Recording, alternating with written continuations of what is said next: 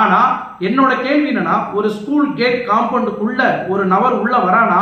அந்த ஸ்கூலோட principal permission இல்லாம, டீச்சரோட பர்மிஷன் இல்லாம, அந்த செக்யூரிட்டி கார்டோட பர்மிஷன் இல்லாம எப்படி ஒரு நபர் உள்ள வர முடியும்? இது என்னோட ஃபர்ஸ்ட் பத்தியோட. பெண்களை வந்து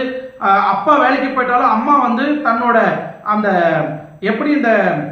பேர்ட்ஸுங்கெல்லாம் வந்து ரெக்கைக்குள்ளேயோ இந்த கோழி குஞ்சுங்கெல்லாம் ரெக்கைக்குள்ளே வச்சு காப்பாத்துதோ, அதே மாதிரி அம்மாங்க வந்து தன்னோட பெண்களை வந்து எங்க போறாங்க, என்ன பண்றாங்க, என்ன செய்யறாங்க, அவங்க எவ்வளவு பிஸி ஒர்க் பண்ணாலும் தன்னோட குழந்தைங்க வந்து என்ன பண்றாங்க, என்ன படிக்கிறாங்க, யார் கூட பேசுறாங்க, எந்த வெப்சைட்ல இருக்கிறாங்க, ஆன்லைன்ல யார் கூட என்னெல்லாம் பண்ணிட்டு இருக்கிறாங்கன்னு சின்ன சின்ன மைன்யூட்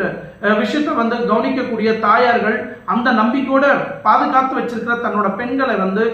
குழந்தைங்களை வந்து ஸ்கூலுக்கு அனுப்புறாங்கன்னா யாரோட நம்பிக்கை? அங்கே இருக்கக்கூடிய டீச்சர், அங்கே இருக்கக்கூடிய செக்யூரிட்டி, அங்கே இருக்கக்கூடிய சிசிடிவி கேமரா, அங்கே இருக்கக்கூடிய பிரின்சிபலை நம்பி தான் நம்ம குழந்தைங்களை பாதுகாப்பு இல்லைன்னா அப்புறம் எதுக்கு